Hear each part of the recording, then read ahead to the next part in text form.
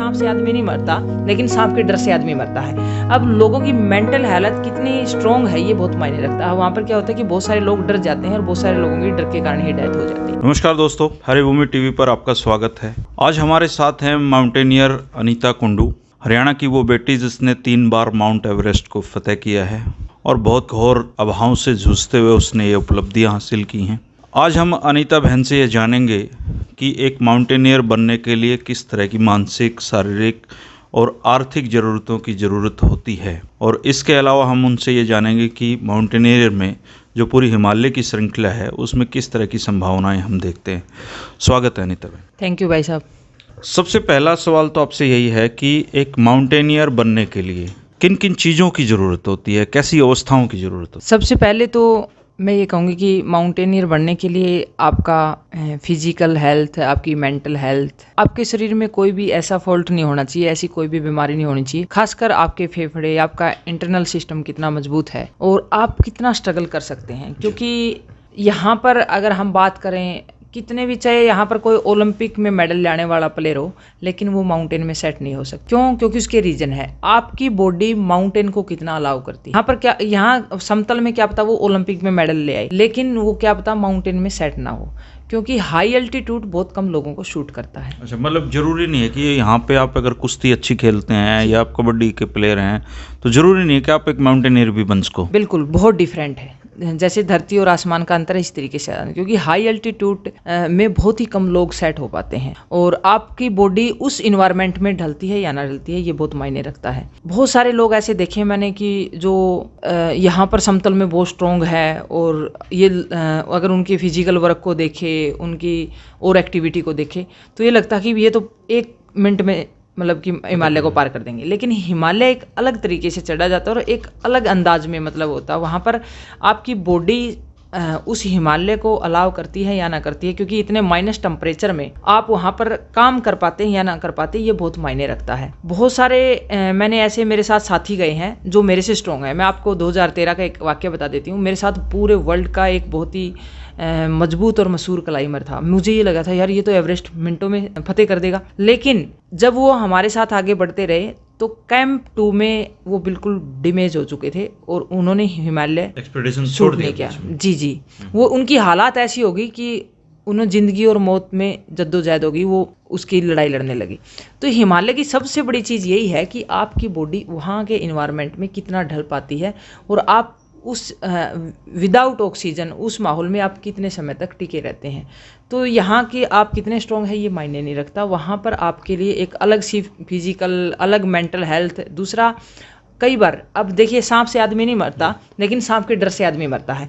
अब लोगों की मेंटल हालत कितनी स्ट्रांग है ये बहुत मायने रखता है। वहाँ पर क्या होता है कि बहुत सारे लोग डर जाते हैं और बहुत सारे लोगों की डर के कारण ही डेथ हो जाती है। तो अनीता, जैसे ये जो माउंटेनियर है, कहते हैं कि गोल्फ एक महंगा खेल, तो ऐसे माउंटेनियर का जो शौक है ये भी एक महंगा शौक है। तो जैसे आप एक गाँव से निकल के आए और आपकी ज़िंदगी में बहुत सारे अभाव भी रहे हैं, तो क्या अनुभव रहे कि आप इतने अभाव से जूझते हुए भी आप अपने ये शौक पूरे कर पाए? इसके पीछे आपकी क्या मेहनत थी? देखिए भाई, बिल्कुल गोल्फ बहुत महंगा गेम है, लेकिन मैं ये कहूँगी कि माउंटेनियरिंग है वो गोल्फ से भी बहुत ज़्यादा महंगा गेम है और बहुत ही रिस्की भी है साथ में। और रिस्क के साथ आप मेरी आर्थिक स्थिति भी बिल्कुल, मैं तो आपको बता दूं, जब मैंने अपनी जर्नी शुरू की, मेरे पिता इस दुनिया से चले गए, तो घर की हालात ऐसी थी कि घर में 2 रुपए का भी जुगाड़ नहीं था। लेकिन उन चीज़ों को मैं एक चीज़ सोचती हूँ हमेशा से ही, यदि हमारी इच्छा शक्ति है कुछ करने की, कुछ बढ़ने की, तो ये चीज़ तो सेकेंडरी है। अगर आपकी इच्छा शक्ति मजबूत है तो आप इन चीज़ों को भी धीरे धीरे मैनेज कर। लेकिन हाँ, बहुत बड़ी प्रॉब्लम है। जब मैंने पहला अभियान किया तो मैंने अपने सारे रिस्क अपने घर से, मैंने अपने प्लॉट वगैरह सेल किए और आसपास से इकट्ठा किया। सेकंड अभियान भी मैंने ऐसे रिस्क लेके किया। थर्ड अभियान में लोगों ने मेरे को सपोर्ट किया, उनको समझ में आ गया। यानी कुछ उपलब्धियां मैंने अपने रिस्क पे ली और उस रिस्क के बाद मैंने कुछ परिणाम ऐसे आए, क्योंकि क्रिकेट को तो बहुत सारे स्पॉन्सर मिल जाते हैं, क्योंकि मेरा एक ऐसा गेम है जहाँ पर कोई भी कैमरा लेके नहीं जा सकता। अगर वहाँ अगर कोई कैमरामैन जाएगा तो वो पहले से डर के वापस आ जाएगा। मेरे साथ में क्लाइमर, एक ऐसा क्लाइमर होना चाहिए जो कैमरे की भी नॉलेज रखता है और साथ में वो रिकॉर्डिंग, लेकिन ऐसा संभव नहीं है। मैं दिखा नहीं सकती जो मेरा इवेंट है, और देखेगा नहीं तो बिके नहीं। तो क्रिकेट क्या है, दिखता है तो बिकता है, इसलिए सभी कंपनियां स्पॉन्सर करती हैं, तो इसको स्पॉन्सर बहुत कम मिलते हैं, तो बिल्कुल बहुत मुश्किल है। और उसके बावजूद भी मैंने इस चीज़ को एक पागलपन सा बन गया था कि मैं कोई भी चीज़ पकड़ती हूँ ना, चाहे वो कोई भी चीज़। जब मैं हरियाणा पुलिस में आई, लोगों ने ये कहा था, जब लग तो आज से 12 साल पहले लड़कियाँ इतनी नहीं आती थी कि वहाँ पर लड़कियाँ कैसे जॉब करेंगी। जब मैंने गाँव से निकलना शुरू किया, गाँव से लड़कियाँ इतनी नहीं निकलती थी, और पैंट शर्ट तो डाल के बिल्कुल ही नहीं निकलती थी, तो लोगों ने इस चीज़ का भी कहा, बहुत सारे सवाल जवाब। मैं हमेशा सोचती हूँ कि कोई भी ऐसी चीज़ जहाँ पर लोग ये कहें कि ये असंभव, ये नहीं हो सकता, मैं उसको करने में ज़्यादा इंटरेस्टिंग होती हूँ कि मैं इसको कर सकती हूँ। तो एडवेंचर को लेकर के मेरा यही बहुत सवार था, और इसी पागलपन ने मुझे आज यहाँ तक खड़ा। एक माउंटेनियर बनने के लिए जुनून भी बहुत जरूरी चीज़ बहुत है। ज़्यादा। तो जैसे आपने एवरेस्ट को 3 बार फतह किया, बाकी कई सारी दुनिया की बहुत बड़ी बड़ी चोटियों पे आप पहुँचे हो, तो क्या कभी ऐसा आया है आपके जीवन में कि आपको लगा हो कि अब मैं शायद वापस ना जा पाऊँ? ऐसे लम्हे एक माउंटेनियर की ज़िंदगी में आते हैं? देखिए भाई, ऐसा कोई भी अभियान नहीं है, वो चाहे छोटा सा माउंटेन हो और चाहे बड़े से बड़ा माउंटेन हो, हर अभियान में मैंने अपनी मौत को बहुत करीब से देखा है। मैं सन 2013 की ही एवरेस्ट अभियान की बात करती हूँ। सन 2013 में जब मैं एवरेस्ट अभियान कर रही थी, तो मेरा पहला अभियान था, और जब मैं अभियान को लेकर के चली तो घर से मेरी माँ को लोगों ने कहा कि पिता नहीं है और इतना खर्च लड़की के ऊपर लगा रही है, शादी क्यों नहीं कर दे, दहेज दे के एक अच्छे से परिवार में शादी हो जाएगी, 25 लाख में तो कोई अच्छा लड़का मिल जाएगा, गाड़ी दी जाएगी, ये हो जाएगी। तो इतनी सारी बातें सुन के मैं उस अभियान को लेके चली, और अगर ये असफल होगी तो 25 लाख रुपए डूब जाएंगे। तो वो प्रेशर भी मेरे दिमाग पे था, और अभियान को भी सफल करना मेरा एक प्रेशर था, क्योंकि मेरा फर्स्ट माउंटेन था 8000, जो 8848 मैंने क्लाइम करना था। मैंने 5000 क्लाइम किया था, 6000 क्लाइम किया था, लेकिन 7000 क्लाइम, लेकिन 8848 एक अलग अनुभव लेके, 1 मीटर भी एक अलग अनुभव सिखाता है हाई एल्टीट्यूड के अंदर। तो वो मेरे लिए एक नया पहला इतना बड़ा अभियान, इतना प्रेशर। तो जैसे ही मैं रात समिट की रात में आगे बढ़ रही थी, 17 मई की रात, तो मेरे साइड में पेट में दर्द हुआ। बालकनी एक जगह है, बहुत डेंजरस जगह है एवरेस्ट को आप जब पढ़ेंगे तो बालकनी एक ऐसी जगह आती है जहाँ पर हम सिलेंडर चेंज करते हैं और पानी वगैरह पीते हैं। तो मेरे बाईं साइड में पथरी का दर्द हो गया, मेरे को 5-6 पथरी थी। तो पथरी का दर्द, क्योंकि ऊपर जाके पानी नहीं मिला, अगर पानी पीते रहे तो पथरी दर्द नहीं करती, लेकिन अगर जब पानी की कमी हो जाए, खासकर मेरी बॉडी पानी बहुत ज़्यादा मांगती है, तो मैं पानी बहुत पीती हूँ। तो ऊपर जाके हमारे पास इतना टाइम नहीं होता कंटिन्यू, हम जब चलते हैं रातों को कि पानी इतना हो, हम पानी वैसे ओठों को लगाते हैं। पानी की कमी होगी तो वो पेन बढ़ गया। मेरे को एक जगह ऐसी आई, या तो मैं रस्सी छोड़ दूं और या फिर मैं चल पड़ूं। मेरे से चला ही नहीं जा रहा। मेरे जो साथ में मेरे गाइड थे, जो मेरे सिरपा थे, उसने मेरे को ठोकर मारी इतनी जोर से और एक थप्पड़ मारा। वो भी सही था, क्योंकि उसने कहा कि या तो मेरी जान चली जाएगी या फिर हो जाए, वापिस हो जाओ। तो मैंने एक दिमाग में सोचा कि या तो मुझे आज मर जाना चाहिए, इस रस्सी को छोड़ दूं मैं, ग्लेशियर में मेरी डेथ हो जाएगी, या मुझे इस दर्द को सहन करके कामयाबी की तरफ। अभी 14 घंटे और बाकी हैं सबमिट के लिए, और अगर इस दर्द को सहन कर गई, नहीं तो लोग आपको क्या कहेंगे।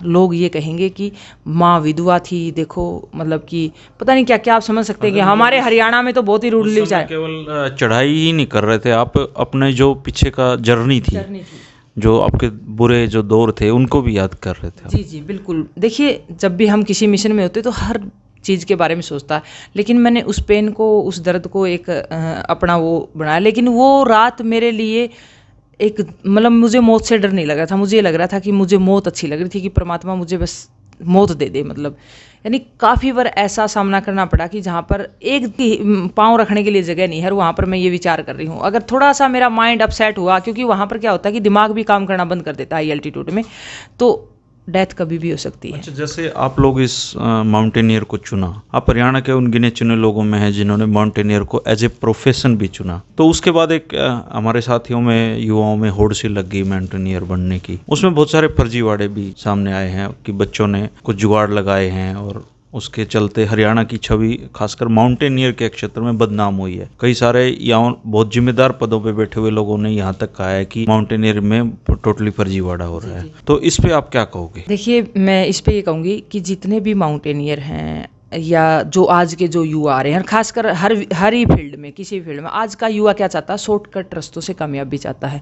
और जो खासकर माउंटेनियरिंग में जितने बच्चे आते हैं, जल्दी से जल्दी, अनीता मैडम हमने माउंटेनियर बनना है। क्योंकि मैं स्कूलों में प्रोग्राम करती हूँ, मैं लोगों के बीच में जाती हूँ, मैं युवाओं को मोटिवेट करती हूँ, तो वो देखते हैं कि हम जल्दी से, जैसे अनीता मैडम बन गए, इसी तरीके से हम भी बन जाए। तो वो अखबारों, उनका सपना कि हमारी ज़्यादा से ज़्यादा खबरें अखबारों में आए। क्योंकि जो ये मीडिया का बैम है ना, ये बहुत ज़्यादा, मतलब आदमी को इसका एक मतलब लत पड़ जाती है। तो उस लत के लिए वो ये नहीं सोचते कि क्या अच्छा क्या बुरा है। पीछे 4 बच्चे आपने पढ़ा होगा, 4, वो उसमें से कुछ बच्चे मेरे पास आए थे, मैंने उनको रास्ता बताया, उन्होंने, एक लड़की ने तो आके पता नहीं क्या क्या बोला भी था सोशल मीडिया पे कि अनीता मैडम ये बोले, जो कि मैंने उनको जेन्युइन ये चीज़ें बताई थी कि यदि आपने ज़िंदगी में करना है कुछ, और आपने भी पता है, आप पत्रकार हैं, आपने इतनी बुकें पढ़ी हैं, और आप आज बहुत सारे पत्रकारों को भी देख रहे होंगे, तो क्या है, शॉर्टकट रास्ते अपनाने वाले कहाँ पे हैं और जिसने स्ट्रगल किया है वो कहाँ पे है। तो आज की जो युवा पीढ़ी है वो जल्दी से एवरेस्ट करके एवरेस्टर बनना चाहती है, और वो जल्दी से चाहती है कि आजकल कोई भी पत्रकार लिख देता है उठा के, वो ये नहीं देखता कि क्लाइमर कौन है। एवरेस्टर है लेकिन क्लाइमर नहीं है। क्लाइमर वो होता है तो किसी भी टफ माउंटेन का, छोटा सा माउंटेन भी बहुत टफ हो सकता है, टेक्निकल हो सकता है, और मैं हमेशा क्लाइंबिंग से प्यार करती हूँ। माउंट एवरेस्ट बहुत ज़्यादा, उस माउंट एवरेस्ट ने मैं पूजती हूँ, वो एक मेरे लिए एक माँ के समान है, जिन्होंने मुझे नाम पहचान दिया। श्रद्धालु है तो उसके लिए जैसे मंदिर मस्जिद को, ऐसे आपके लिए माउंट एवरेस्ट मुझे है। बहुत सारा, मुझे 1000 बार वहाँ पर जीवन मिला है। बहुत सारे लोग वहाँ पर अपनी जान गंवा देते हैं। मैंने वास्तव में मैंने वहाँ पर बहुत कुछ सीखा, और मेरे जीवन से संबंधित मैंने बहुत कुछ सीखा। मेरे अंदर एक धैर्य पैदा हुआ है, मैंने अपने अभियानों से बहुत कुछ सीखा है। तो मेरा मतलब जो आज की जो युवा पीढ़ी है, मैं उसको एक ही बात कहूँगी, मैं एडवेंचर इसलिए करती हूँ ताकि मेरे जीवन में पेशेंस पैदा हो, धैर्य पैदा हो। लेकिन जो क्लाइमर है, जो आज वो माउंटेनियर हैं जो आते हैं, मैं उनको क्लाइमर नहीं कहूँगी, उनको एवरेस्टर कहना ज़्यादा पसंद करूँगी, क्योंकि उनके अंदर धैर्य नहीं है। वो जल्दी जल्दी से बस नाम कमाना चाहते हैं। सुना है कि एवरेस्ट कोई चोटी है, डीएसपी बना दी थी, तो वो चाहते हैं कि हम जल्दी से, हमारे को हरियाणा सरकार, बहुत सारे लोगों ने फाइल भी लगा रखी, कोर्ट में लड़ रहे हैं कि हमारे को डीएसपी लगा दी। मैंने आज तक कोई फाइल नहीं लगाई है कि मुझे डीएसपी बना दिया जाए। मैं अपने देश के लिए और खासकर युवा पीढ़ी के लिए कुछ करना चाहती हूँ ताकि वो जीवन में स्ट्रगल करना सीखे।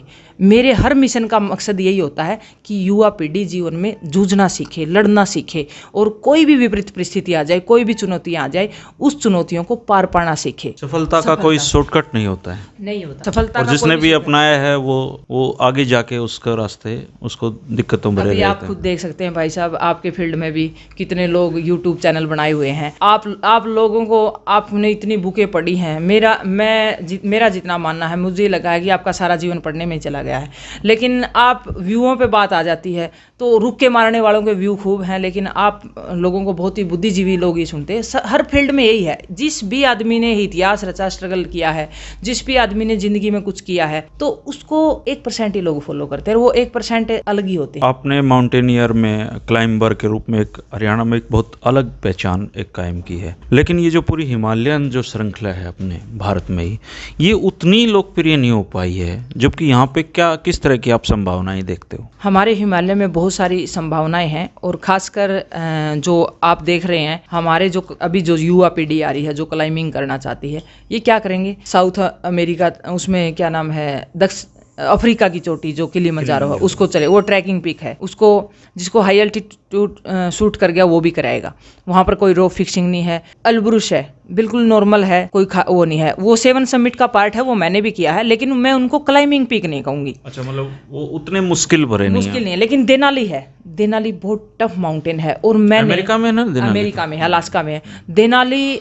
एवरेस्ट से भी टफ मानती हूँ मैं। मेरा वो अभियान मैंने मेरे जीवन में बहुत कुछ सिखाया। लेकिन जो हमारे जो माउंटेन है, मैंने पूरे वर्ल्ड के माउंटेन देखे हैं, लेकिन हिंदुस्तान का जो माउंटेन है वो बहुत खूबसूरत है, हिमालय, और बहुत टेक्निकल है। लेकिन हमारी एक ही चीज़ की कमी है, कमजोरी है, कि यहाँ पर रेस्क्यू नहीं है। सरकार यदि यहाँ पर हेली सिस्टम कर दे, रेस्क्यू कर दे, रास्ते कर दे, हेलीपैड बना दे, यदि हमारे कोई प्रॉब्लम हो गई। अभी मैं हाल ही में उत्तराखंड में क्लाइंबिंग के लिए गई थी। गंगोत्री 3 मेरा टारगेट था क्लाइम करने का, रुद्रगेरा और गंगोत्री थी। गंगोत्री 3 के लिए हम रिस्क इसलिए नहीं ले पाए, टीम मेरे साथ थी, मैं टीम को लीड कर रही थी, इसलिए नहीं ले पाए क्योंकि वहां पर रेस्क्यू नहीं था। एक लड़के के प्रॉब्लम होगी, और वो लड़का हमारे साथ आर्मी का था, तो आर्मी ने उसको रेस्क्यू दे दिया। अगर नॉर्मल पर्सन के हो जाए तो आर्मी रेस्क्यू नहीं देती। तो बहुत सारी प्रॉब्लम है। अगर रेस्क्यू सिस्टम हो जाए, रास्ते हो जाए, जैसे रोड बन जाए, हेली सिस्टम हो जाए, तो हमारा हिमालय इतना खूबसूरत है। पूरे वर्ल्ड में जब भी मुझे प्रोफेशनल क्लाइंबर है वो हमेशा कहते हैं, अनीता हम इंडिया में क्लाइंब करना चाहते हैं, बहुत खूबसूरत माउंटेन है, लोग बहुत माउंटेन को पसंद करते हैं। लेकिन हमारा देखिए, हम हिंदुस्तान क्या देख सकते, इतना टूरिज्म, इतना कुछ इतने लोगों को रोजगार मिल सकता है, आप सोच भी नहीं सकते। होटल खुलेंगे वहां पर, इतने टूरिज्म का बढ़ावा मिलेगा। एक आखिरी सवाल, ये जो जितने कोर्सेज हैं एक माउंटेनियर बनने के लिए, क्लाइंबर बनने के लिए, इन आजकल क्या करते हैं लोग कि देखा सीधा पहुंच गए, ऐसी सुविधाएं हैं शॉर्टकट की कि आप सीधा क्लाइंबिंग पे चोटियां चढ़ने लग गए हो। तो ये जो कोर्सेज, फाउंडेशन कोर्सेज आपने किए हैं, इनका कितना महत्व है? मैंने मेरे सारे कोर्सेज वैसे आईटीबीपी के साथ रहे हैं और मैं बहुत लकी हूँ कि मुझे फोर्स में होते हुए आईटीबीपी के साथ कोर्स करने का बेनिफिट मिला। एक तो आईटीबीपी में और जो प्राइवेट कोर्स है उनमें बहुत डिफरेंट है। 2-2 महीने के कोर्स होते हैं, यहाँ पर आप 28 दिन का 25 दिन का कोर्स करते हैं। फिर फोर्स आईटीबीपी ने क्या होता है कि माउंटेन में क्लाइंब करना होता है, तो वो हर टेक्निकल तरीके से वो सीखते हैं क्योंकि वहाँ पर ड्यूटी देती है फोर्स। तो आईटीबीपी से मेरा वार है बहुत। अगर आप बेसिक, एडवांस, इससे रिलेटेड और भी बहुत सारे रेस्क्यू कोर्स हैं, आपकी हेल्थ को लेके बहुत सारे कोर्स हैं, अगर वो नहीं करेंगे तो आप माउंटेन में स्टे नहीं कर पाएंगे इतना लंबे। बाय द वे, आप अब जो नए माउंटेनियर हैं ये बिना कोर्स करे चले जाते हैं। और नेपाल में क्या है कि नेपाल टूरिज्म का ही खाता है और तो कोई ऑप्शन है नहीं नेपाल के पास। तो वहाँ बहुत सारी कंपनियाँ, यहाँ अनलीगल भी कंपनियाँ हैं जो ले जाती है। और आपको पता ही है कि बहुत सारे लोग 2 नंबर का पैसा भी कमाते हैं, तो उनको कहते हैं कि हम आपको सर्टिफिकेट दिला देंगे। वो पीछे 4 बच्चे वैसे तो फंसे थे, वो इसी तरीके से फंसे थे। उन्होंने क्या किया, उन्होंने शॉर्टकट रास्ता अपनाया और उन्होंने ऐसी कंपनी का वो एड्रेस लिया और उस कंपनी से क्लाइम करना शुरू किया उन्होंने, और फिर बाद में वो फर्जीवाड़ा निकला। तो जो ये चीज़ें हैं, मतलब कि जो मैं आपको बता रही हूँ, तो ये कहीं ना कहीं जो पीछे एवरेस्ट पे जो जाम लगा, तो ये कारण है कि वहाँ पर अच्छे रूल ना होना, अच्छा सिस्टम ना होना, अच्छी सुविधा ना होना। मतलब जैसे बाकी गेमों में संगठन है, हमारा कोई संगठन नहीं है, तो ये हमारे लिए खासकर इसके लिए एक बहुत बड़ी प्रॉब्लम है। और ये चीज़ यदि हो जाए तो मैं कहती हूँ कि एडवेंचर बहुत बड़ा गेम है और ये साहस का गेम है। और बाकी खेल हैं लेकिन ये एक साहसिक खेल है, यहाँ ज़िंदगी और मौत का आमना सामना है और ये एक इंसान के अंदर बहुत सारी चीज़ें पैदा करता है। तो मेरा ये मानना है कि इसके ऊपर सरकार विचार करे और सोचे और टूरिज़्म को बढ़ावा दे। बहुत सारे ऑप्शन खुलेंगे और बहुत सारे स्पोर्ट्स पर्सन आगे आएंगे। शुक्रिया अनीता, आपने बहुत अच्छा समय निकाला है और उन मूलभूत सवालों के जवाब हमने इस वीडियो में तलाशने की कोशिश की है, क्योंकि अब भारत में बहुत सारे युवा माउंटेनियर बनने के लिए इच्छुक हैं और गूगल पे या अलग अलग तरह की जानकारियां वो जुटाते रहते हैं। आप माउंटेन अगर पीक जाना चाहते हैं, सोच रहे हैं, तो इस वीडियो को जरूर सुने, ये आपके बहुत काम का है। शुक्रिया दोस्तों, शुक्रिया। Thank you.